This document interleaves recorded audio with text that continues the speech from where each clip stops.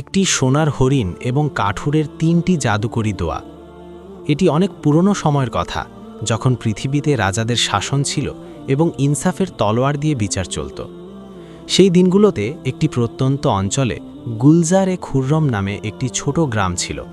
এই গ্রামটি ঘন জঙ্গল আর উঁচু পাহাড়ের পাদদেশে অবস্থিত ছিল, যেখানে ভোরের প্রথম আলো সবার শেষে পৌঁছাত আর সন্ধ্যার অন্ধকার সবার আগে নিজের ছায়া বিস্তার করত।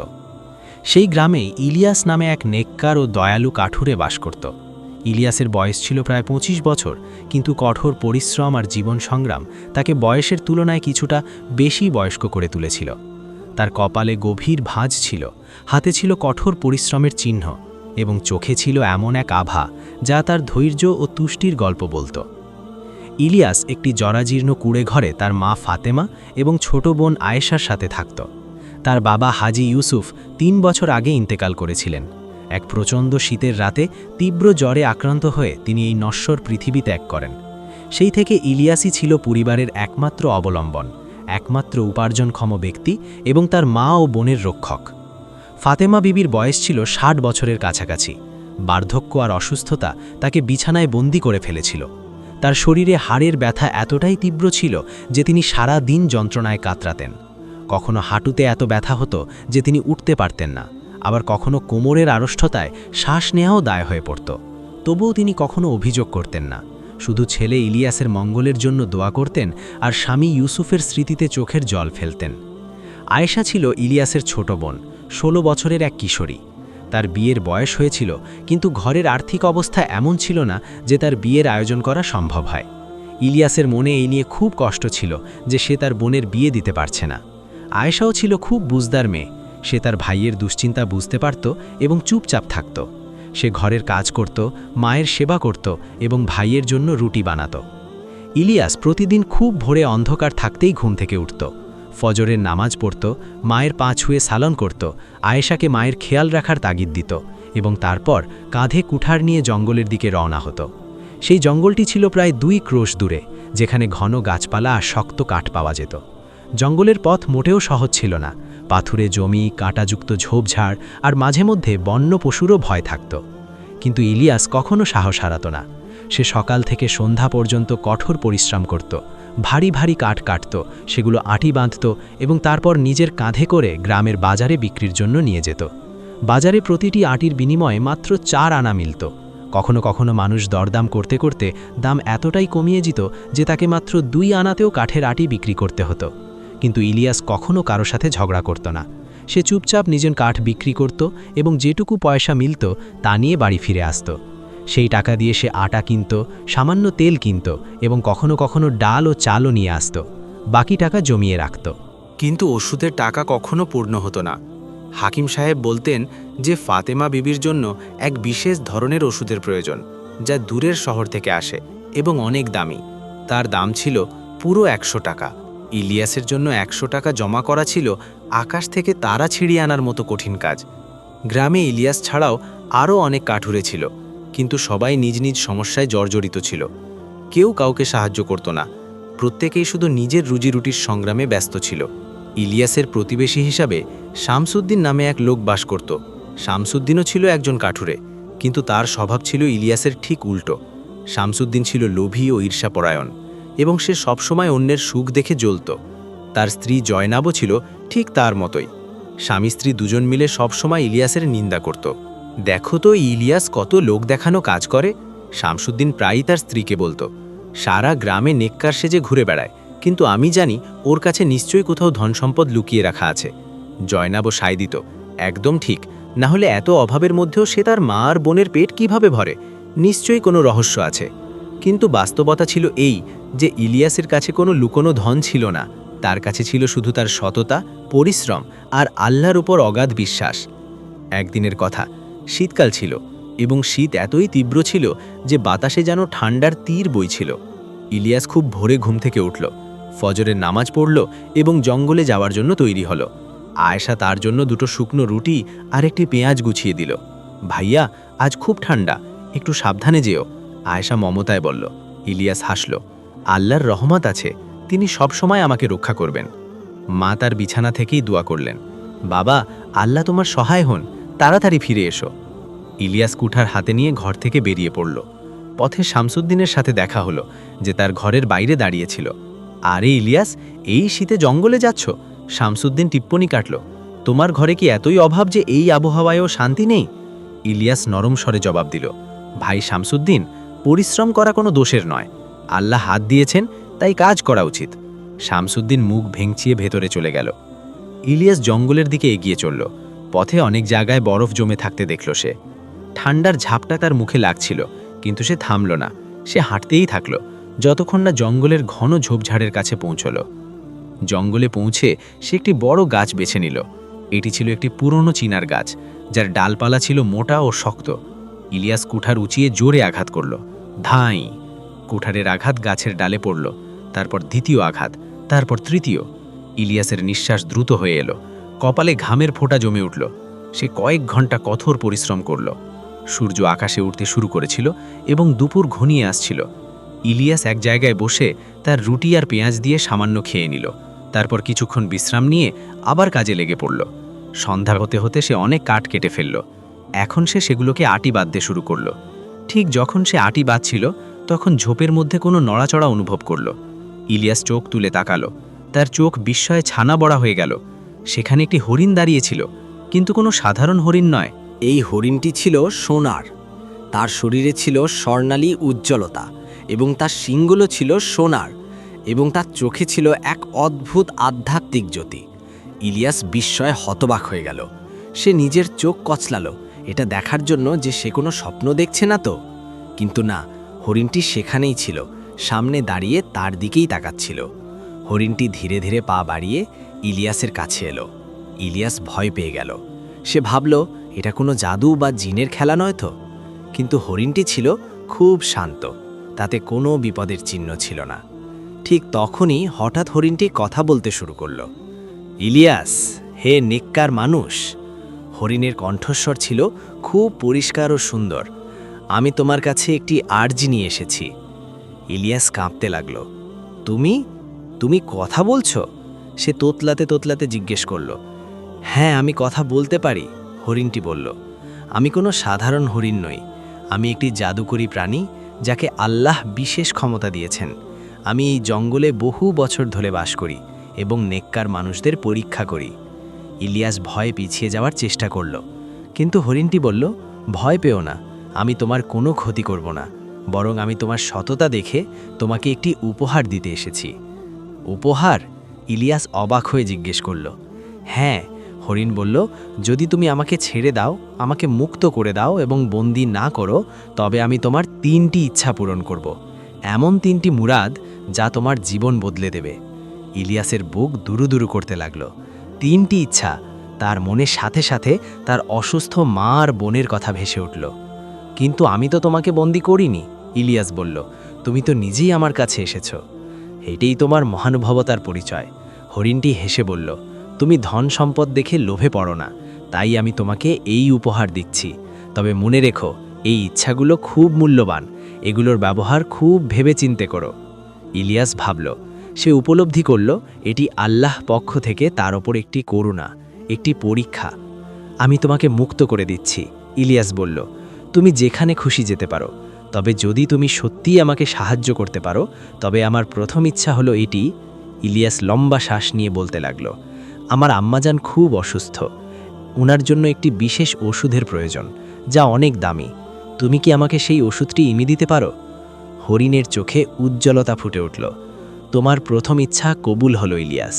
তুমি নিজের কথা না ভেবে তোমার মায়ের কথা ভাবছ, এটিই তোমার সততার দলিল।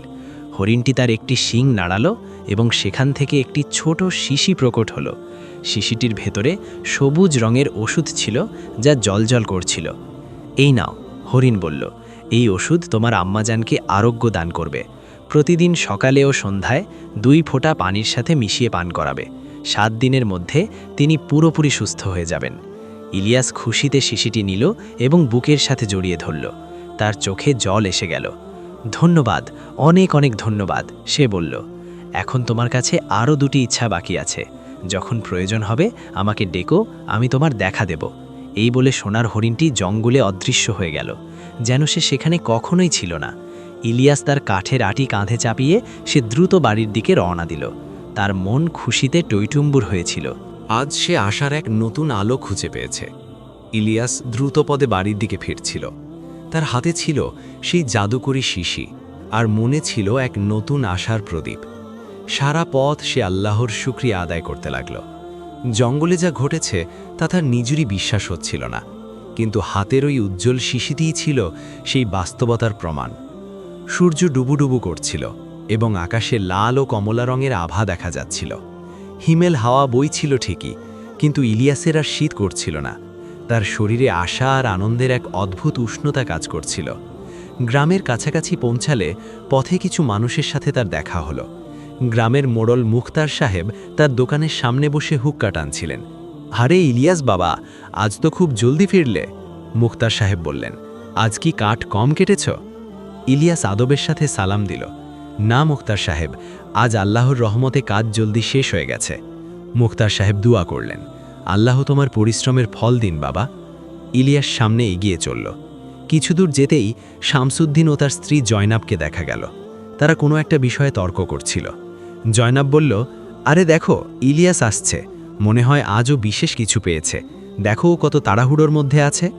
শামসুদ্দিন আর চোখে ইলিয়াসের দিকে তাকালো। তার তীক্ষ্ণ নজর ইলিয়াসের মুখের খুশির ঝিলিক ঠিকই ধরে ফেলল। নিশ্চয়ই কোনো গোলমাল আছে, শামসুদ্দিন বিড়বিড় করে বলল। ওকে তো কখনো এত খুশি থাকতে দেখিনি, আজ নিশ্চিত কিছু একটা পেয়েছে। কিন্তু ইলিয়াস তাদের দিকে কান দিল না। সে সোজা তার ঝুপড়ির দিকে এগিয়ে গেল। যখন সে বাড়ি পৌঁছালো, আয়েশা দরজায় দাঁড়িয়ে তার জন্য অপেক্ষা করছিল। তার চোখে মুখে দুশ্চিন্তার ছাপ। ভাইয়া, আপনি এসেছেন? আয়েশা স্বস্তির নিঃশ্বাস ফেলল। আম্মাজানের অবস্থা আজ খুব খারাপ, ব্যথা অনেক বেড়ে গেছে, উনি যন্ত্রণায় কাতরাচ্ছেন। ইলিয়াসের বুকটা ধক করে উঠল। সে দ্রুত কাঠের আটি নিচে নামিয়ে রেখে ভেতরে ঢুকল। ঝুপড়ির ভেতরে অন্ধকার ছিল। এক কোণে মাটির প্রদীপ জ্বলছিল, যার ক্ষীণ আলোতে ফাতিমা বিবি বিছানায় শুয়েছিলেন। ব্যথায় তার মুখ কুঁচকে ছিল এবং চোখ বন্ধ ছিল। আম্মাজান, ইলিয়াস আলতো করে ডাকল এবং তার পাশে বসল। ফাতিমা বিবি ধীরে ধীরে চোখ মেললেন। বাবা, তুই এসেছিস? তিনি ক্ষীণ কণ্ঠে বললেন। আজ ব্যথা খুব বেশি, মনে হয় আমার সময় ঘনিয়ে এসেছে। না আম্মাজান, এমন কথা বলবেন না। ইলিয়াসের চোখে পানি চলে এলো। আল্লাহর রহমত দেখুন, আজ আমি আপনার জন্য ওষুধ নিয়ে এসেছি, এক বিশেষ ওষুধ যা আপনাকে সুস্থ করে দেবে। ওষুধ? ফাতিমা বিবি অবাক হয়ে জিজ্ঞেস করলেন। কিন্তু বাবা, ওষুধ তো অনেক দামি, তুই এত টাকা কোথায় পেলি? আম্মাজান, এখন আর প্রশ্ন করবেন না, ইলিয়াস মমতায় বলল। শুধু এই ওষুধটুকু পান করুন, আল্লাহ নিজের রহমতে এই ওষুধ আমাকে দান করেছেন। ইলিয়াস শিশিটি বের করল। আয়েশাও কাছে এলো। যখন সে শিশিটির সবুজ আভা দেখল, তার চোখ ছানা বড়া হয়ে গেল। ভাইয়া, এটা কেমন ওষুধ? সে জিজ্ঞেস করল। এটা তো জলজল করছে। এটা কোনো সাধারণ ওষুধ নয় আয়েশা, এটা এক বিশেষ ওষুধ। এখন জলদি করে এক বাটি পানি নিয়ে এসো। আয়েশা দ্রুত এক বাটি পানি নিয়ে এলো। ইলিয়াস শিশিটি খুলল এবং সেখান থেকে 2 ফোঁটা পানিতে ফেলল। ফোঁটাগুলো পানিতে পড়া মাত্রই পুরো পানি সবুজ রঙে উজ্জ্বল হয়ে উঠল। চারদিকে এক সুন্দর সুবাস ছড়িয়ে পড়ল, যেন গোলাপ আর জাফরান মিশিয়ে ফোটানো হয়েছে। সুবহানাল্লাহ। ফাতেমা বিবি বিস্ময়ে বললেন, এ তো এক কারিশমা। ইলিয়াস বাটিটি তার মায়ের ঠোঁটের কাছে ধরল। ফাতেমা বিবি ধীরে ধীরে পানিটুকু পান করলেন। শেষ ঢোকটি গলার নিচে নামা মাত্রই তার চেহারায় এক অদ্ভুত জ্যোতি ফুটে উঠল। বাবা, তিনি মৃদুস্বরে বললেন, আমি অনুভব করছি যেন আমার শরীরে এক প্রশান্তি বয়ে যাচ্ছে, ব্যথা কমে আসছে। ইলিয়াস এবং আয়েশা একে অপরের দিকে তাকালেন। সেখানে আশার এক নতুন আলো ঝিকমিক করছিল। আম্মাজান, এখন আপনি বিশ্রাম নিন, ইলিয়াস বলল। এই ওষুধ 7 দিন ধরে সকাল সন্ধ্যা খেতে হবে, ইনশাল্লাহ আপনি একদম সুস্থ হয়ে যাবেন। ফাতেমা বিবি তার ছেলের হাত ধরলেন।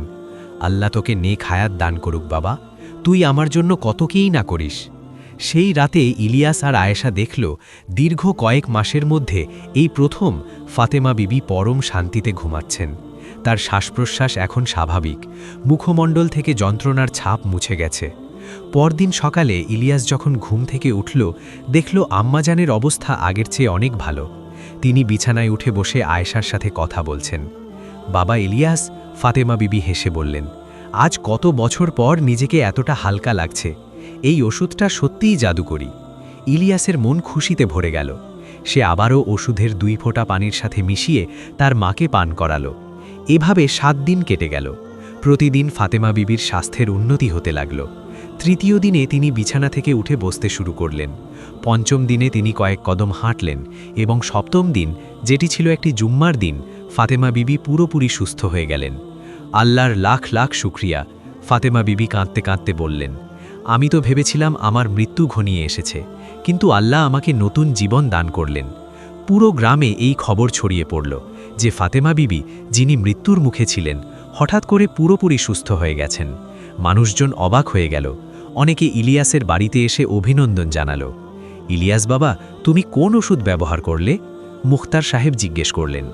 হাকিম সাহেব তো বলছিলেন ফাতেমা বিবি অনেক দুর্বল হয়ে গেছেন। সবই আল্লাহর রহমত মুখতার সাহেব, ইলিয়াস শান্তভাবে উত্তর দিল। এক হাকিম আমাকে একটা ওষুধ দিয়েছিলেন। ইলিয়াস কাউকে সোনার হরিণের কথা জানালো না। সে জানত যদি এই রহস্য ফাঁস হয়ে যায় তবে লোভী মানুষজন ওই হরিণটিকে খুঁজতে শুরু করবে। কিন্তু শামসুদ্দিন আর তার স্ত্রী জয়নাব ছিল খুবই সন্দেহবাতিক। তারা প্রতিদিন ইলিয়াসের বাড়ির পাশ দিয়ে যেত এবং আড়ি পেতে কথা শোনার চেষ্টা করত। একদিন শামসুদ্দিন জয়নাবকে বলল, এখানে নিশ্চয়ই কোনো ব্যাপার আছে। ইলিয়াসের কাছে এত টাকা কোত্থেকে এলো যে সে এত দামি ওষুধ কিনে ফেলল? আমি তো জানি সে সারাদিন হাড় ভাঙা খাটুনি করে বড়জোর 2-4 আনা কামায়। তুমি ঠিকই বলেছ জয়নাব, নিশ্চয়ই সে কোথাও গুপ্তধন পেয়েছে অথবা কোনো জাদুকরী জিনিস খুঁজে পেয়েছে। আমাকে এর হদিশ বের করতেই হবে। শামসুদ্দিন দাঁত কিরমির করে বলল। এদিকে ইলিয়াস তার জীবনে এক নতুন উদ্দীপনা খুঁজে পেল। এখন তার মা সুস্থ এবং বাড়িতে খুশির পরিবেশ। কিন্তু একটি চিন্তা এখনও তার মনে খচখচ করছিল, আয়েশার বিয়ে। আয়েশার বয়স এখন 17 বছর। তার বিয়ের বয়স পার হয়ে যাচ্ছিল। গ্রামের মানুষজন বলাবলি শুরু করেছিল যে ইলিয়াস কেন তার বোনের বিয়ে দিচ্ছে না। এক সন্ধ্যায় ফাতেমা বিবি ইলিয়াসকে ডাকলেন। বাবা, এখন তো আমি সুস্থ, আল্লাহ আমাকে নতুন জীবন দিয়েছেন, কিন্তু এখন আমার অন্য একটি চিন্তা হচ্ছে। কি হয়েছে আম্মাজান? ইলিয়াস জিজ্ঞেস করল। আয়েশার বিয়ে, ফাতেমা বিবি বললেন। সে এখন বড় হয়েছে, তার বিয়ের ব্যবস্থা করা উচিত, কিন্তু আমাদের কাছে, ফাতেমা বিবির কণ্ঠ বুঝে এলো, আমাদের কাছে তো এত টাকা নেই যে একটা ভালো বিয়ের আয়োজন করতে পারি। ইলিয়াস তার মায়ের হাত ধরল। আম্মাজান, আপনি চিন্তা করবেন না, আমি কিছু একটা ব্যবস্থা করব। সেই রাতে ইলিয়াসের চোখে ঘুম এলো না। সে ভাবতে লাগলো তার কাছে এখনও 2টি ইচ্ছা বাকি আছে। সোনার হরিণ বলেছিল যখনই প্রয়োজন হবে তাকে যেন সে ডাকে। পরের দিন ইলিয়াস সিদ্ধান্ত নিল যে সে আবারও জঙ্গলে যাবে এবং সোনার হরিণকে ডাকবে। সকালে দ্রুত ঘুম থেকে উঠে নামাজ পড়ে সে তার কুঠার তুলে নিল এবং জঙ্গলের দিকে রওনা দিল। আজ তার মনে এক অদ্ভুত অস্থিরতা ছিল। যখন সে ঠিক সেই জায়গায় পৌঁছাল যেখানে সে প্রথমবার সোনার হরিণকে দেখেছিল, সে আওয়াজ দিল, এ হরিণ, তুমি যদি আমার কথা শুনতে পাও তবে একটু আমার সামনে এসো, তোমার সাথে আমার কথা আছে। কিছুক্ষণ কোনো সাড়া শব্দ পাওয়া গেল না। ইলিয়াস আবারও ডাকল, এ সোনার হরিণ, আমি ইলিয়াস, আমার তোমার সাহায্য প্রয়োজন। ঠিক তখনই ঝোপঝাড়ের মধ্যে নড়াচড়া শুরু হলো এবং সোনার হরিণ প্রকট হলো। তার চোখে আগের মতোই সেই উজ্জ্বলতা ছিল। ইলিয়াস, আমি জানতাম তুমি আসবে, হরিণটি বলল। তোমার মা এখন সুস্থ তো? হ্যাঁ, ইলিয়াস খুশিতে বলল। তোমার দেওয়া ওষুধ মিরাকেল বা কারিশমা করে দিয়েছে। আম্মাজান এখন একদম সুস্থ। আমি তোমার কাছে কৃতজ্ঞ। এটি তোমার নেক কাজের ফল, হরিণ বলল। এখন বলো, তোমার দ্বিতীয় ইচ্ছা কি? ইলিয়াস দীর্ঘশ্বাস নিয়ে বলল, আমার ছোট বোন আয়েশা বিয়ের বয়সে পৌঁছেছে, কিন্তু আমার কাছে এত টাকা নেই যে আমি তার সুন্দর করে বিয়ের ব্যবস্থা করতে পারি। গ্রামে জাকারিয়া নামে এক নেককার ছেলে আছে যে ময়রা বা হালুই করের কাজ করে। সে আয়েশার জন্য বিয়ের প্রস্তাব পাঠিয়েছে, কিন্তু তার বাবা চান অন্তত 500 টাকা মোহরানা এবং বিয়ের খরচ বাবদ থাকুক। আমার কাছে এত টাকা নেই। হরিণটি ধীরে ধীরে মাথা নাড়ল। তুমি আবারও নিজের জন্য নয় বরং তোমার বোনের জন্য কিছু চাইছ। ইলিয়াস, তোমার এই দ্বিতীয় ইচ্ছাও কবুল করা হলো। হরিণ তার 2টি শিং নাড়ল। হঠাৎ মাটিতে একটি ছোট থলে প্রকট হল। থলেটি সোনার মুদ্রায় ভরা ছিল। এই থলেতে 500 টাকা আছে, হরিণ বলল। এই টাকা তোমার বোনের বিয়ের জন্য যথেষ্ট হবে। যাও, তার জীবন গুছিয়ে দাও। ইলিয়াসের চোখে জল এসে গেল। সে হরিণের সামনে শ্রদ্ধায় প্রায় নুয়ে পড়ল। না না, হরিণ বলল, আমাকে সিজদা করো না। সিজদা পাওয়ার একমাত্র হকদার আল্লাহ। আমি তো কেবল একটি মাধ্যম বা উসিলা মাত্র। আমি তোমাকে অনেক অনেক ধন্যবাদ জানাচ্ছি, ইলিয়াস বলল। তোমার কাছে এখন আর মাত্র একটি শেষ ইচ্ছা বাকি আছে, হরিণ বলল। সেটির ব্যবহার খুব ভেবেচিন্তে করো। আর হ্যাঁ, একটি কথা মনে রেখো, এই রহস্যের কথা কাউকে বলো না। লোভী মানুষরা এর ভুল ব্যবহার করতে পারে। আমি কাউকে বলবো না, ইলিয়াস ওয়াদা করল। হরিণটি হাসল এবং ধীরে ধীরে অদৃশ্য হয়ে গেল। ইলিয়াস তুলেটি তুলে নিয়ে নিজের কাপড়ের ভেতরে লুকিয়ে ফেলল। তারপর সে খুশিতে টুইটুম্বর হয়ে বাড়ির দিকে রওনা দিল। যখন সে গ্রামে পৌঁছাল, সে সরাসরি হালুই করের দোকানে গেল। সেখানে জাকারিয়া তার বাবা ওস্তাদ ইব্রাহিমের সাথে কাজ করছিল। আসসালামু আলাইকুম ওস্তাদ সাহেব, ইলিয়াস সালাম দিল। ওয়ালাইকুম আসসালাম ইলিয়াস বেটা, বলো কি খবর? ওস্তাদ সাহেব, আমি আয়েশার বিয়ের ব্যাপারে কথা বলতে এসেছি, ইলিয়াস বলল। উস্তাদ ইব্রাহিমের চোখে সন্দেহের আভাস ফুটে উঠল। বাবা, আমি তোমাকে আগেই বলেছিলাম যে আমার 500 টাকা মোহরানা এবং বিয়ের খরচ বাবদ লাগবে। তোমার কাছে কি এত টাকা আছে? ইলিয়াস টাকার থলিটি বের করে টেবিলের উপর রাখল। জি হ্যাঁ ওস্তাদ সাহেব, এই নিন পুরো 500 টাকা। ওস্তাদ ইব্রাহিম এবং জাকারিয়া দুজনেই অবাক হয়ে গেলেন। তারা একে অপরের দিকে তাকালেন। কিন্তু ইলিয়াস, ওস্তাদ ইব্রাহিম বললেন, তুমি তো একজন কাঠুরে, তোমার কাছে এত টাকা কোত্থেকে এলো? ওস্তাদ সাহেব, এটা আমার কঠোর পরিশ্রমের কামাই, ইলিয়াস মিথ্যে বলল, কারণ সে সত্যিটা প্রকাশ করতে পারত না। আমি বহু বছর ধরে এই টাকা জমিয়েছি। ওস্তাদ ইব্রাহিম টাকাগুলো গুনলেন। পুরো 500 টাকাই ছিল। আল্লাহ তোমাকে বরকত দিন বাবা, ওস্তাদ ইব্রাহিম খুশি হয়ে বললেন। তোমার সততার ওপর আমার পূর্ণ বিশ্বাস আছে। জাকারিয়া একজন নেককার ছেলে, সে আয়েশাকে সুখে রাখবে। জাকারিয়াও ইলিয়াসের হাত ধরল। আমি ওয়াদা করছি যে আয়েশাকে সবসময় সম্মান করব। সেদিন থেকেই আয়েশার বিয়ের প্রস্তুতি শুরু হয়ে গেল। ফাতেমা বিবি খুব খুশি ছিলেন। তিনি দিনরাত দোয়া করতেন যেন আল্লাহ ইলিয়াসকে অনেক সুখ দেন। কিন্তু এরই মাঝে শামসুদ্দিনের নজর ছিল ইলিয়াসের ওপর। সে দেখল কিভাবে হঠাৎ ইলিয়াসের কাছে এত টাকা চলে এলো। এক রাতে শামসুদ্দিন জাইনাবকে বলল, আমার নিশ্চিত বিশ্বাস যে ইলিয়াস কোথাও থেকে খাজানা মানে গুপ্তধন পেয়েছে। প্রথমে ওর মায়ের ওষুধ, এখন বিয়ের খরচ, এই সব 1-2 মাসে কিভাবে সম্ভব হলো? তোমার খুঁজে বের করা উচিত, জাইনাব বলল। যদি সে সত্যিই কোনো খাজানা পেয়ে থাকে তবে আমাদেরও ভাগ পাওয়া উচিত। আমি অবশ্যই খুঁজে বের করব, শামসুদ্দিন দাঁত কিরমির করে বলল। আমি ওর পিছু নেব, ও যেখানেই যাবে আমি ওর অনুসরণ করব। এভাবে শামসুদ্দিন ইলিয়াসের ওপর গুপ্তচর বৃত্তি শুরু করল। সে প্রতিদিন লুকিয়ে দেখত ইলিয়াস কোথায় যায় এবং কি করে। একদিন ইলিয়াস আবার জঙ্গলে গেল। সে কাঠ কাটার জন্যই গিয়েছিল, কিন্তু শামসুদ্দিন ভাবল হয়তো সে আবার সেই জায়গায় যাচ্ছে যেখানে সে খাজানা পেয়েছিল। শামসুদ্দিন চুপি চুপি ইলিয়াসের পিছু পিছু চলতে লাগল। সে ঝোপঝাড় আর গাছের আড়ালে লুকিয়ে সতর্কভাবে ইলিয়াসকে দেখতে লাগল। কিন্তু সেদিন ইলিয়াস শুধু কাঠ কাটল এবং ফিরে এলো। শামসুদ্দিন বিশেষ কিছুই পেল না। ধৈর্য ধর শামসুদ্দিন, একদিন এই রহস্য অবশ্যই ফাঁস হবে। এদিকে আয়েশার বিয়ের তারিখ ঠিক হয়ে গেল। পুরো গ্রামে খুশির জোয়ার বয়ে গেল। মানুষ ইলিয়াসের প্রশংসা করতে লাগল যে কিভাবে সে এত বিপদ সত্ত্বেও তার বোনের সুন্দর বিয়ের ব্যবস্থা করল। বিয়ের দিন এলো। আয়েশাকে কোণে সাজানো হলো। তাকে সাধারণ কিন্তু সুন্দর পোশাক পরানো হলো।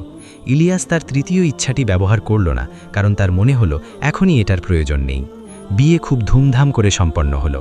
জাকারিয়া আয়েশাকে অনেক আদর ও ভালোবাসায় নিজের ঘরে নিয়ে গেল। ফাতেমা বিবি খুশিতে চোখের জল ফেললেন। বাবা ইলিয়াস, তিনি বললেন, তুই তোর দায়িত্ব খুব ভালোভাবে পালন করেছিস। আল্লাহ তোকে জাজাক আল্লাহ খায়ের উত্তম প্রতিদান দিন। কিন্তু ইলিয়াস জানত না যে শামসুদ্দিন এখনও তার উপর নজর রাখছে এবং শীঘ্রই তার জীবনে এক বড় ঝড় আসতে চলেছে। আয়েশার বিয়ের পর ইলিয়াসের জীবনে এক নতুন শান্তি ফিরে এলো। তার মা সুস্থ ছিলেন, বোনের বিয়ে হয়ে গিয়েছিল এবং এখন সে তার ছোট ঘরে মায়ের সাথে শান্তিতে জীবন কাটাচ্ছিল। প্রতিদিন সে জঙ্গলে যেত, কাঠ কাটত এবং সন্ধ্যায় বাজারে বিক্রি করে বাড়ি ফিরত। জাকারিয়া ও আয়েশার বিয়ের এখন 3 মাস হয়ে গেছে। আয়েশা তার শ্বশুরবাড়িতে খুব সুখী ছিল। জাকারিয়া তার খুব খেয়াল রাখত। সে প্রায়ই তার ভাইয়ের সাথে দেখা করতে আসত এবং নিজের খুশি প্রকাশ করত। ভাইয়া, আল্লাহ আপনাকে জান্নাতে উচ্চ মর্যাদা দান করুন, আয়েশা একদিন ইলিয়াসকে বলল। আপনি আমার জীবন বদলে দিয়েছেন। জাকারিয়া ভাই অনেক ভালো মানুষ, তার পুরো পরিবার আমার সাথে অনেক মহব্বত করে। ইলিয়াসের মন খুশিতে ভরে গেল। তুই শুধু সুখে থাক আয়েশা, এটাই আমার দোয়া। কিন্তু ইলিয়াসের এই সচ্ছলতা দেখে শামসুদ্দিনের মনে হিংসে আরও বেড়ে গেল। সে দিনরাত এই চিন্তায় থাকত যে ইলিয়াস আসলে এত টাকা কোত্থেকে পেল। শামসুদ্দিন এখন তার নজরদারি আরও বাড়িয়ে দিল। সে প্রতিদিন ইলিয়াসের পিছু পিছু জঙ্গল পর্যন্ত যেত এবং দূর থেকে লুকিয়ে দেখত ইলিয়াস কি করছে। বেশ কয়েকদিন সে বিশেষ কিছুই দেখতে পেল না। ইলিয়াস কেবল কাঠ কাটত এবং ফিরে আসত। শামসুদ্দিনের মন থেকে হিংসে আর লোভ যেন কিছুতেই যাচ্ছিল না। তার স্ত্রী জয়নাবও তাকে সারাক্ষণ উস্কানি দিত। জয়নাব বলতো, তুমি হার মেনো না, একদিন না একদিন সে নিশ্চয়ই তার গোপন জায়গায় যাবে, তুমি শুধু ওর পিছু লেগে থাকো। একদিন ছিল জুম্মার দিন। ইলিয়াস সকালে জলদি নামাজ পড়ে তার মাকে বলল, আম্মাজান, আজ আমি জঙ্গলে যাচ্ছি, দুপুরের মধ্যে ফিরে আসব যাতে জুম্মার নামাজ সময় মতো পড়তে পারি। ফাতেমা বিবি বললেন, ঠিক আছে বাবা, আল্লাহ হাফেজ। ইলিয়াস ঘর থেকে বের হয়ে জঙ্গলের দিকে রওনা দিল। আজ তার মনে এক অদ্ভুত অস্থিরতা কাজ করছিল। সে ভাবছিল, এখনও সে তার তৃতীয় ইচ্ছাটি ব্যবহার করেনি।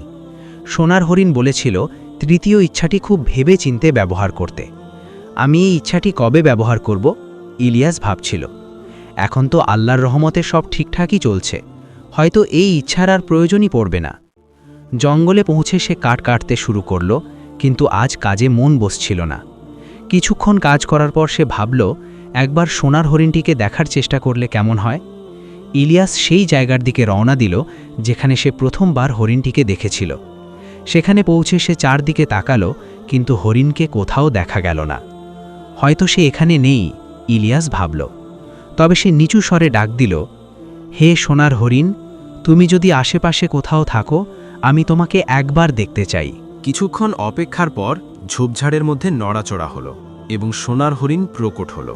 তার চোখে আগের মতোই সেই চকমকানি ছিল এবং তার সোনালি শরীরে সূর্যের আলো পড়ছিল। হরিণ বলল, ইলিয়াস, তুমি আমাকে ডেকেছ? তোমার কি তৃতীয় ইচ্ছার প্রয়োজন পড়েছে?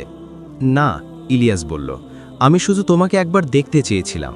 তোমার দয়ায় আমার আম্মাজান সুস্থ হয়ে গেছেন এবং আমার বোনের বিয়ে হয়ে গেছে।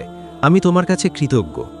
হরিণ হাসল, তুমি সত্যিই অনেক নেককার ইলিয়াস, তুমি এখনও তোমার তৃতীয় ইচ্ছাটি বাঁচিয়ে রেখেছ।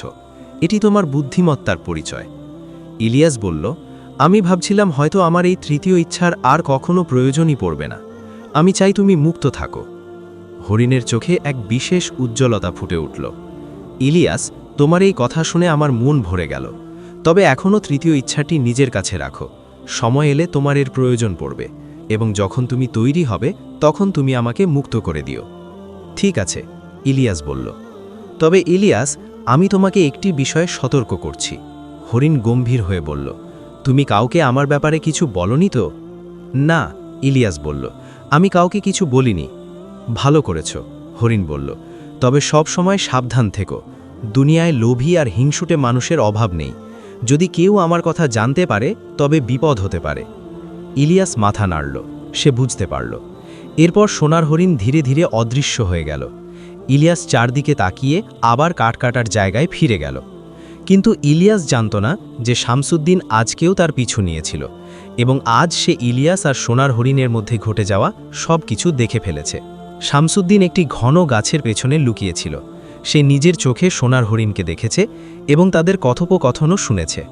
যখন হরিণ অদৃশ্য হল এবং ইলিয়াস ফিরে গেল, তখন শামসুদ্দিন আড়াল থেকে বেরিয়ে এলো। তার মুখে লোভ আর হিংসার এক কুৎসিত হাসি ফুটে উঠল। তাহলে এটাই সেই রহস্য, সোনার হরিণ যে ইচ্ছা পূরণ করে। এবার বুঝলাম ইলিয়াস টাকা কোথায় পায়। শামসুদ্দিনের মাথায় দ্রুত চিন্তা ঘুরপাক খেতে লাগল। যদি আমি এই হরিণটিকে ধরতে পারি তবে আমিও ধনী হতে পারব, আমি রাজা হতে পারব। আমাকে এই হরিণ পেতেই হবে। সে দ্রুত সেখান থেকে বের হয়ে বাড়ির দিকে দৌড়াল। বাড়িতে পৌঁছে সে তার স্ত্রী জয়নবকে সব কথা জানালো। আমি নিজের চোখে দেখেছি, শামসুদ্দিন উত্তেজিত হয়ে বলল। একটি সোনার হরিণ যে কথা বলতে পারে আর মানুষের ইচ্ছা পূরণ করে। ইলিয়াস ওর সাহায্যেই নিজের মাকে সুস্থ করেছে আর বোনের বিয়ে দিয়েছে। জয়নবের চোখগুলো চকচক করে উঠল। তাহলে আর দেরি কিসের? আমাদের ওই হরিণটাকে ধরা উচিত। হ্যাঁ, শামসুদ্দিন বলল, কিন্তু হরিণ তো অদৃশ্য হয়ে যায়। ইলিয়াসের কাছে নিশ্চয়ই ওকে ডাকার কোনো উপায় আছে। তাহলে ইলিয়াসের কাছ থেকে সেই উপায়টা জেনে নাও, জয়নব বলল। না, শামসুদ্দিন বাধা দিয়ে বলল, আমি ইলিয়াসের বাড়িতে যাব এবং বলবো যে তার সাথে আমার জরুরি কথা আছে। তারপর আমি তার সাথে বন্ধুত্ব করব এবং ধীরে ধীরে গোপন রহস্যটা বের করে আনব। কিন্তু জয়নব অন্য একটি পরিকল্পনা দিল। শোনো, ইলিয়াস খুব চতুর, ও তোমাকে কিছু বলবে না। কেন আমরা সরাসরি ওর বাড়িতে ঢুকে হরিণটাকে খুঁজি না? হয়তো ও হরিণটাকে ওর বাড়িতেই কোথাও লুকিয়ে রাখে। শামসুদ্দিন ভাবল, না, হরিণ তো জঙ্গলেই থাকে, আমি নিজে দেখেছি। তবে হ্যাঁ, হয়তো ইলিয়াসের কাছে এমন কোনো জিনিস আছে যা দিয়ে ও ওকে ডাকে। ঠিক আছে, শামসুদ্দিন সিদ্ধান্ত নিল, কাল রাতে যখন ইলিয়াস আর ওর মা ঘুমিয়ে পড়বে তখন আমি ওদের বাড়িতে ঢুকব। পরের রাত এলো। ইলিয়াস তার মায়ের সাথে রাতের খাবার খেলো, এশার নামাজ পড়ল এবং ঘুমাতে গেল। ফাতেমা বিবিও তার বিছানায় শুয়ে পড়লেন। শামসুদ্দিনের হাতে একটা ছোট প্রদীপ ছিল, যার আলো ছিল খুব ক্ষীণ। সে ধীরে ধীরে ইলিয়াসের ঘরের দিকে এগোলো। ইলিয়াসের ঝুপড়িতে কোনো শব্দ ছিল না। দরজা বন্ধ ছিল, কিন্তু শামসুদ্দিন ধীরে ধাক্কা দিতেই দরজা খুলে গেল। ইলিয়াস দরজায় কোনো তালা লাগায়নি, কারণ কাউকে তার ভয় ছিল না। শামসুদ্দিন ভেতরে ঢুকল। সে চারদিকে নজর বুলালো। এক কোণে ইলিয়াস ঘুমিয়েছিল, অন্য কোণে ফাতেমা বিবি। শামসুদ্দিন খুব সাবধানে পা ফেলল। এক কোণে কাঠ কাটা সরঞ্জাম রাখা ছিল। তারপর তার নজর পড়ল ইলিয়াসের বিছানার পাশে রাখা একটি ছোট পুটলির ওপর। পুটলিটি খুব পরিষ্কার পরিচ্ছন্ন ছিল এবং দেখে মনে হচ্ছিল ইলিয়াস এটাকে খুব যত্ন করে রাখে। শামসুদ্দিন খুব সাবধানে পুটলিটি তুলে নিল। শামসুদ্দিন মখমলের কাপড়টি সরালো এবং তার চোখ কপালে উঠল। ভেতরে ছিল একটি ছোট সোনার শিং, সোনার হরিণের শিং। এটাই সেই জাদুকরি জিনিস, শামসুদ্দিনের মনে হলো। আসলে যখন সোনার হরিণ ইলিয়াসকে প্রথমবার ওষুধ দিয়েছিল, তখন সে নিজের শিংয়ের একটি ছোট টুকরো ইলিয়াসকে উপহার হিসেবে দিয়েছিল। ইলিয়াস ওই শিংয়ের টুকরোটি খুব যত্ন করে রেখেছিল এবং কখনো নিজের স্বার্থে ব্যবহার করেনি। শামসুদ্দিন জলদি সেই শিংয়ের টুকরোটি পকেটে পুরল। তারপর চারদিকে নজর বুলালো, কিন্তু আর কিছু পেল না। এটাই যথেষ্ট, সে উত্তেজিত হয়ে বলল, এই দেখো, এটাই সেই জাদুকরি জিনিস। এখন আমি সোনার হরিণকে ডাকব এবং আমার সব ইচ্ছা পূরণ করে নেব। কিন্তু তুমি কি চাইবে? জয়নব জিজ্ঞেস করল। শামসুদ্দিনের চোখে লোভের ঝিলিক দেখা দিল। আমি বাদশাহ হব। কিন্তু ইলিয়াস তো শুধু ছোট ছোট জিনিস চেয়েছিল, ওষুধ আর বিয়ে টাকা। ইলিয়াস একটা বোকা, শামসুদ্দিন বলল। তার কাছে এত বড় ক্ষমতা ছিল, অথচ সে শুধু ছোট ছোট জিনিস চাইল। আমি তার চেয়ে অনেক বেশি বুদ্ধিমান, আমি বড় কিছু চাইব। আমি জঙ্গলে যাচ্ছি, আজ আমি সোনার হরিণকে ডাকব। আল্লাহ তোমার সাথে থাকুন, জয়নব বলল, যদিও তার মনেও কিছুটা ভয় ছিল। শামসুদ্দিন সেই জায়গায় গেল যেখানে সে ইলিয়াসকে সোনার হরিণের সাথে কথা বলতে দেখেছিল। সে চারদিকে তাকালো এবং চিৎকার করে ডাকল, হে সোনার হরিণ, হে জাদুকরি হরিণ, আমি তোমাকে ডাকছি, আয় আমার সামনে আয়। কোনো সাড়া শব্দ পাওয়া গেল না। শামসুদ্দিন আবারও ডাকল, হে হরিণ, আমি তোর শিংয়ের টুকরো দিয়ে তোকে ডাকছি, আয় আমার সামনে আয়। আবারও কিছুই হলো না। তারপর তার মনে পড়ল যে ইলিয়াস হরিণটিকে অত্যন্ত আদব ও শ্রদ্ধার সাথে ডেকেছিল। সে নিজের সুর বদলে নম্রভাবে বলল, হে করুণাময় হরিণ, আমি তোমার কাছে ইলতিজা করছি, আমার সামনে আসো, তোমার সাথে আমার কথা আছে। এবার ঝোপঝাড়ের মধ্যে নড়াচড়া শুরু হলো। ধীরে ধীরে সোনার হরিণটি প্রকট হলো, কিন্তু এবার তার চোখে আগের মতো সেই হাসি ছিল না, বরং সেখানে ছিল রাগ এবং চরম হতাশার ছাপ। শামসুদ্দিন, হরিণটি কঠোর স্বরে বলল, তুমি আমার শিং চুরি করেছ। চুরি করে কোনো কিছু হাসিল করা গুনাহের কাজ, কিন্তু আফসোস, তুমি আমার শিং হাতিয়ে নিয়েছ, তাই আমাকে তোমার একটি ইচ্ছা পূরণ করতেই হবে। বাস এক, মাত্র একটি, সির্ফ এক মুরাদ। একটি? শামসুদ্দিন অবাক হলো, কিন্তু ইলিয়াসকে তো তিনটে। ইলিয়াস নেককার। হরিণটি বলল, সে আমাকে মুক্ত করেছে, আমাকে কয়েদ করেনি। সে আদব ও এহেতেরাম দেখিয়েছে।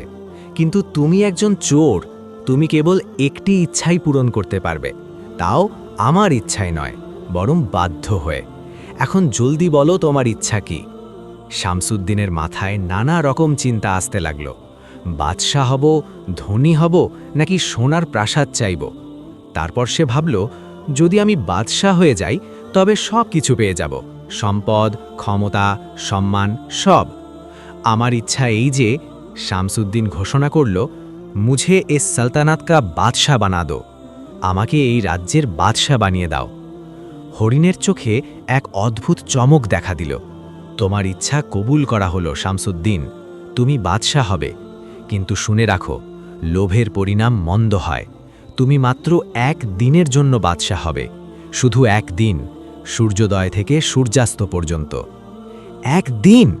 শামসুদ্দিন চিৎকার করে উঠল, না, এটা বেইনসাফি। এটাই তোমার কপাল, হরিণ বলল, চুরি করে পাওয়া জিনিস টেকে না। এখন তৈরি হও, তোমার রাজত্ব শুরু হতে চলেছে।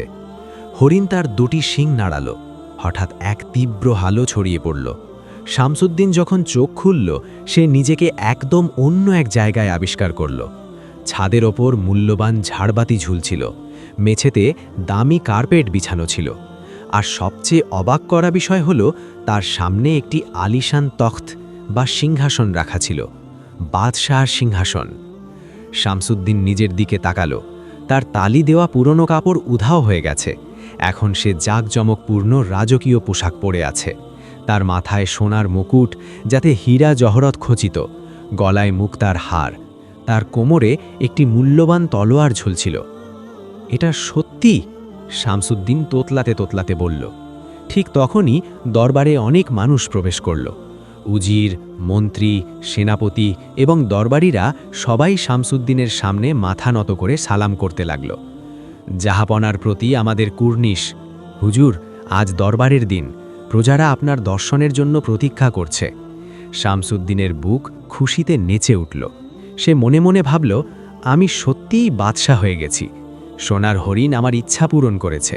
এখন এই পুরো প্রাসাদ, এই ধন সম্পদ, এই সালতানাত সব আমাদের। স্বামী স্ত্রী দুজনেই খুশিতে আত্মহারা হয়ে প্রাসাদের প্রতিটি ঘরে ঘুরে বেড়াল। তারা আলিশান সব কক্ষ দেখল, রাজকীয় আস্তাবল দেখল, যেখানে শত শত ঘোড়া বাঁধা ছিল। তারা রান্নাঘর দেখল, যেখানে ডজনেরও বেশি বাবুর্চি খাবার তৈরি করছিল। দুপুরের সময় হলো। শামসুদ্দিন ও জয়নাবের জন্য এক রাজকীয় ভোজের আয়োজন করা হলো। সোনার থালা দেখে শামসুদ্দিন ভাবল, কাশ এই জৌলুস যদি সব সময় থাকতো। কিন্তু তখনই তার হরিণের কথা মনে পড়ে গেল। তুমি মাত্র একদিনের জন্য বাদশা হবে, শুধু একদিন। শামসুদ্দিনের মুখ মলিন হয়ে গেল। একদিন, সে বিড়বিড় করল, শুধু একদিন। কি হয়েছে? জয়নাব জিজ্ঞেস করল। কিছু না, শামসুদ্দিন উত্তর দিল, কিন্তু তার মনে এক অস্থিরতা কাজ করছিল। দুপুরের পর আবারও দরবার বসল। মানুষজন তাদের অভিযোগ নিয়ে এলো। এক কৃষক এলো যার জমিদার দখল করে নিয়েছে। এক মহিলা এলো যার স্বামীকে বিনা কারণে বন্দী করা হয়েছে। শামসুদ্দিন তাদের সমস্যার কথা কানেই তুলল না। সে উজিরকে বলল, উজির সাহেব, এই লোকদের পরে দেখা যাবে, আগে আমার আরও অনেক খাজানা চাই। প্রতিবেশী রাজ্যগুলো থেকে কর আদায় করো। উজির অবাক হয়ে বললেন, কিন্তু জাহাপনা, প্রতিবেশী রাজ্যগুলোর সাথে আমাদের সুসম্পর্ক রয়েছে। আমরা যদি হঠাৎ কর জোর করে চাই, তবে তারা ক্ষিপ্ত হবে। সন্ধ্যা ঘনিয়ে এলো, সূর্য আকাশে ঢলতে শুরু করল। শামসুদ্দিন প্রাসাদের ছাদে দাঁড়িয়ে তার রাজ্য দেখছিল। দূর দূরান্ত পর্যন্ত প্রজাদের ঘরবাড়ি, ক্ষেত খামার আর বাজার দেখা যাচ্ছিল। এই সব আমার, সে বলল, কিন্তু কাল সকালে এই সব হাতছাড়া হয়ে যাবে। তারপর তার মাথায় একটি বুদ্ধি এলো। কি হবে যদি আমি সোনার হরিণকে আবারও ডাকি? যদি তার কাছে ক্ষমা চাই এবং বলি আমাকে চিরদিনের জন্য বাদশা বানিয়ে দিতে? সে দ্রুত পকেটে হাত দিল। সোনার শিঙের টুকরোটি এখনও সেখানে ছিল। হে সোনার হরিণ, আমি তোমার সাথে কথা বলতে চাই, এসো, আমার সামনে এসো। কিছুক্ষণ পর হরিণ প্রকট হলো, কিন্তু এবার তার চেহারায় রাগ ওর হতাশা স্পষ্ট ছিল। শামসুদ্দিন, তুমি আবারও আমাকে ডাকলে? হরিণ বলল, আমি তো তোমাকে আগেই বলে দিয়েছি যে লোভের ফল কখনো ভালো হয় না। হরিণ মাথা নাড়ল। না শামসুদ্দিন, তুমি চুরি করেছ, তুমি লোভ করেছ, এখন তোমাকে শাস্তি ভোগ করতেই হবে। তুমি যা কিছু পেয়েছ তা মাত্র একদিনের জন্য। কাল সকালে যখন সূর্য উঠবে, সব কিছু অদৃশ্য হয়ে যাবে। না, শামসুদ্দিন চিৎকার করল, এটা বেইনসাফি।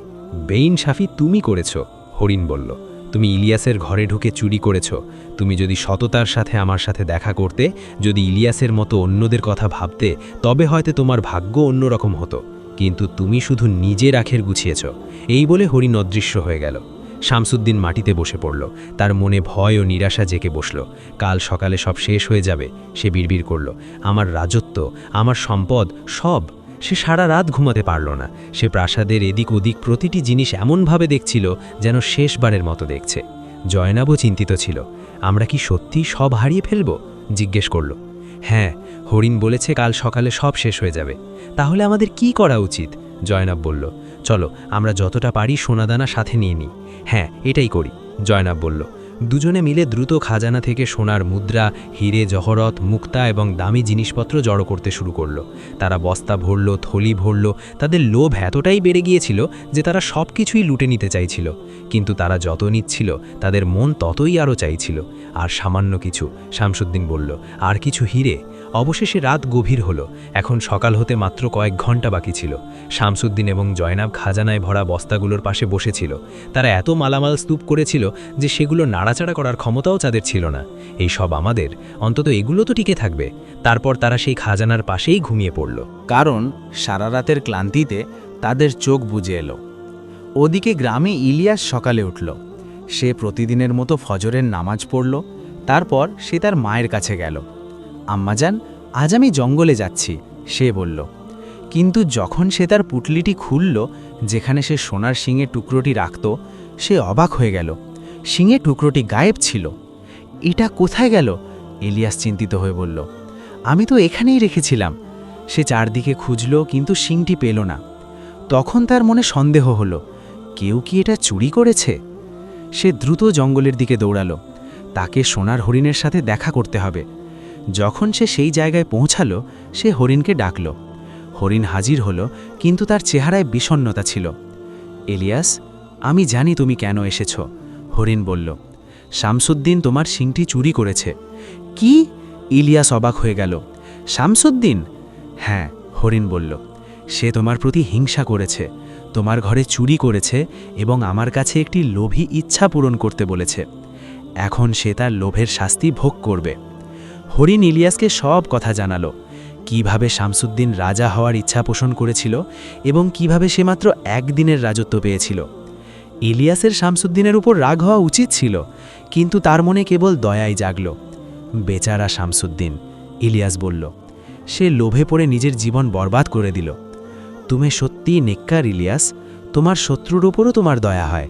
তারপর হরিণ বলল, এখন দেখো, সূর্য উঠতে চলেছে এবং যখন সূর্যের প্রথম কিরণ ফুটবে, শামসুদ্দিনের রাজত্ব শেষ হয়ে যাবে। ওদিকে প্রাসাদে জানলা দিয়ে সূর্যের প্রথম আলো ভেতরে প্রবেশ করল। শামসুদ্দিনের ঘুম ভাঙল। সে চোখ খুলে চারদিকে তাকালো। তারপর হঠাৎ একটি তীব্র আলো ছড়িয়ে পড়ল, ঠিক সেই আলো যা গতকাল এসেছিল। শামসুদ্দিন এবং জয়নব তাদের চোখ বন্ধ করে ফেলল।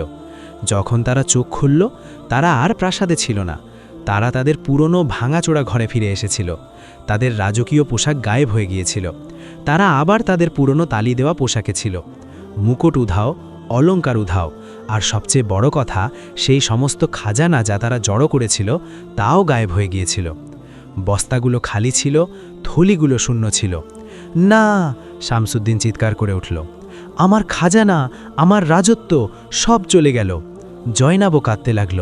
আমরা আবার গরিব হয়ে গেলাম, সব শেষ হয়ে গেল। শামসুদ্দিন মাটিতে বসে পড়ল এবং মাথায় হাত দিয়ে কাঁদতে লাগল। সে একদিনের জন্য রাজার জীবন কাটিয়েছে এবং এখন সব কিছু হারিয়ে ফেলেছে। লোভ তাকে কিছু দেয়নি, শুধু কষ্ট দিয়েছে। শামসুদ্দিন তার ভাঙাচোরা ঘরে বসেছিল। তার চেহারায় হতাশা এবং দুঃখের ছাপ ছিল। গতকাল রাতে সে রাজা ছিল, আজ সে আবার একজন গরিব মানুষ। তার স্ত্রী জয়নাব এক কোণে বসে কাঁদছিল। সব শেষ হয়ে গেল, শামসুদ্দিন বিড়বিড় করে বলল। আমার রাজত্ব, আমার ধন সম্পদ, আমার সম্মান, সব। সে তার হাতের দিকে তাকালো। গতকাল রাত পর্যন্ত এই হাতে হীরা জহরত ছিল, সোনার মুদ্রা ছিল। আজ কিছুই নেই, শুধু খালি হাত। আমি কি করলাম? শামসুদ্দিন নিজেকে নিজে বলল। আমি ইলিয়াসের সাথে বিশ্বাসঘাতকতা করেছি। আমি তার ঘরে চুরি করেছি। আর কেন? শুধু লোভের জন্যে। জয়নাব কাঁদতে কাঁদতে বলল, এখন আমরা কি করব? পুরো গ্রাম জেনে যাবে যে গতকাল আমরা রাজা আর বেগম সেজেছিলাম। মানুষ আমাদের দেখে হাসবে। কিন্তু শামসুদ্দিনের এখন অন্যের কথার পরোয়া ছিল না। তার মনে এখন আরও বড় এক যন্ত্রণা ছিল, নিজের পাপের উপলব্ধি। আমার ইলিয়াসের কাছে ক্ষমা চাওয়া উচিত, শামসুদ্দিন ধীরে ধীরে বলল। কি? জয়নাব বিস্ময়ের সাথে জিজ্ঞেস করল। তুমি ইলিয়াসের কাছে ক্ষমা চাইবে? সে তো তোমাকে অপমানই করবে। আমি অপমানেরই যোগ্য, শামসুদ্দিন বলল। আমি তার সাথে যা করেছি তা খুব খারাপ ছিল। আমাকে ক্ষমা চাইতেই হবে। শামসুদ্দিন উঠল এবং ঘর থেকে বেরিয়ে গেল। তার কদম ছিল ভারী, কিন্তু উদ্দেশ্য ছিল অটল।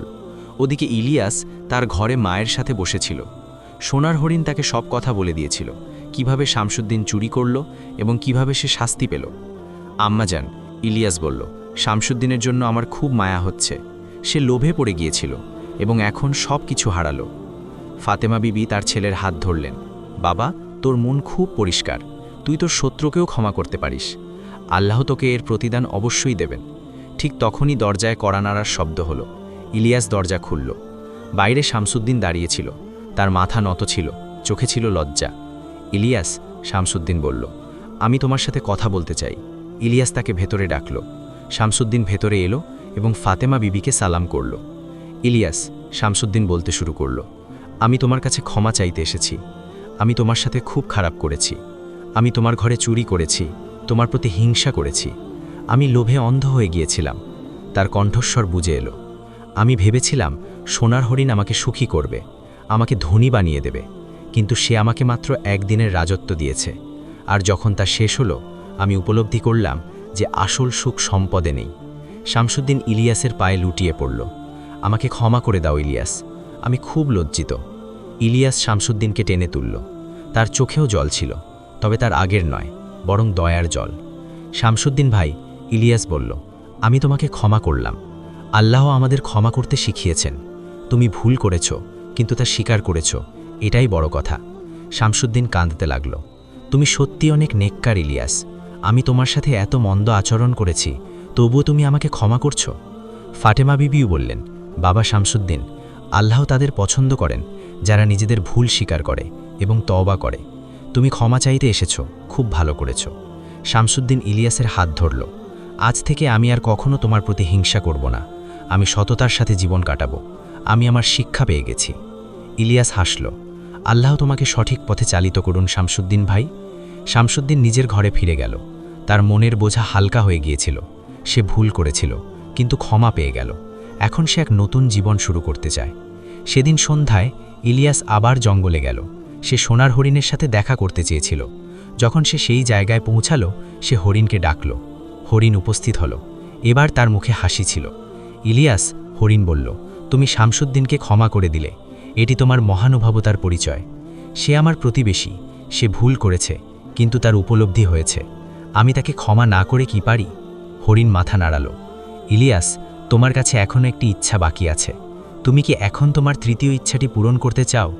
ইলিয়াস ভাবল। তার মাথায় অনেক চিন্তা এলো। সে ধনী হতে পারত, রাজা হতে পারত, বড় বাড়ি চাইতে পারত, কিন্তু সে শামসুদ্দিনকে দেখেছিল কিভাবে একদিনের রাজত্বের পর সে ভেঙে পড়েছিল। ইলিয়াস বুঝে গেল যে সম্পদ এবং ক্ষমতা আসল সুখ দেয় না। আমার কাছে সব কিছু আছে, ইলিয়াস বলল। আমার আম্মাজান সুস্থ আছেন, আমার বোন খুশি, আমার কাছে কঠোর পরিশ্রম করার জন্য হাত আছে। আমার আর কি চাই? হরিণের চোখে এক বিশেষ উজ্জ্বলতা ফুটে উঠল। তাহলে তুমি কি তোমার তৃতীয় ইচ্ছাটি চাইবে না? ইলিয়াস হেসে বলল, আমি শুধু একটি জিনিস চাই, তোমাকে মুক্ত করতে। তুমি আমাকে এত সাহায্য করেছ, এখন তোমার পালা মুক্ত হওয়ার। আমি চাই তুমি সব বন্ধন থেকে মুক্তি পাও। হরিণের চোখে জল এসে গেল। ইলিয়াস, তুমি সত্যিই সবচেয়ে নেককার ও দয়ালু মানুষ। তুমি তোমার শেষ ইচ্ছাতেও নিজের কথা ভাবলে না, আমার স্বাধীনতার কথা ভাবলে। হরিণটি গভীর শ্বাস নিল। ইলিয়াস, আমি বহু বছর ধরে এই জঙ্গলে আটকে আছি। আমার কাজ হলো নেককার মানুষকে সাহায্য করা এবং লোভী মানুষকে শিক্ষা দেওয়া। আমি সব সময় অপেক্ষা করছিলাম এমন কোনো দয়ালু মানুষের যে আমাকে মুক্ত করবে। আজ সেই দিন এসেছে। হরিণটি খুশিতে বলল, তুমি আমাকে মুক্ত করেছো ইলিয়াস, এখন আমি এই বন্ধন থেকে মুক্ত। হঠাৎ হরিণের পুরো শরীর থেকে একটি সোনালি আলো বের হতে লাগলো। সেই আলো এত সুন্দর ছিল যে ইলিয়াসের চোখ ধাঁধিয়ে গেল। ধীরে ধীরে হরিণের রূপ বদলে যেতে লাগলো। সোনার হরিণ এখন একজন ফেরেশতার অর্থাৎ স্বর্গীয় দূতের রূপে রূপান্তরিত হলো। তার ডানা ছিল এবং চেহারায় নূর বা স্বর্গীয় জ্যোতি ছিল। ইলিয়াস, ফেরেশতা বলল, আমি আসলে কোনো হরিণ ছিলাম না, আমি একজন ফেরেশতা যাকে আল্লাহ এই পৃথিবীতে পাঠিয়েছিলেন নেককার মানুষের পরীক্ষা নেওয়ার জন্য, আর তুমি সেই পরীক্ষায় উত্তীর্ণ হয়েছ। ইলিয়াস অবাক হয়ে গেল, আপনি ফেরেশতা? হ্যাঁ, ফেরেশতা বলল, এবং এখন তুমি আমাকে মুক্ত করেছ, তাই আমি তোমাকে একটি বিশেষ উপহার দিতে চাই। এই উপহারটি তোমার কোনো চাওয়া বা মুরাদ নয়, বরং তোমার সততা ও দয়ার পুরস্কার। ফেরেশতা হাত নাড়ল। হঠাৎ মাটি ফেটে একটি ঝর্ণা প্রবাহিত হতে লাগল। কিন্তু এটি কোনো সাধারণ ঝর্ণা ছিল না, এর পানি রূপার মতো চিকচিক করছিল। এটি বরকতের ঝর্ণা, ফেরেশতা বলল। যে এই ঝর্ণার পানি পান করবে তার জীবনে সব সময় বরকত থাকবে, তার কখনো ক্ষুধা লাগবে না, কোনো রোগ ব্যাধি হবে না, এবং তার ঘর সব সময় সচ্ছল থাকবে।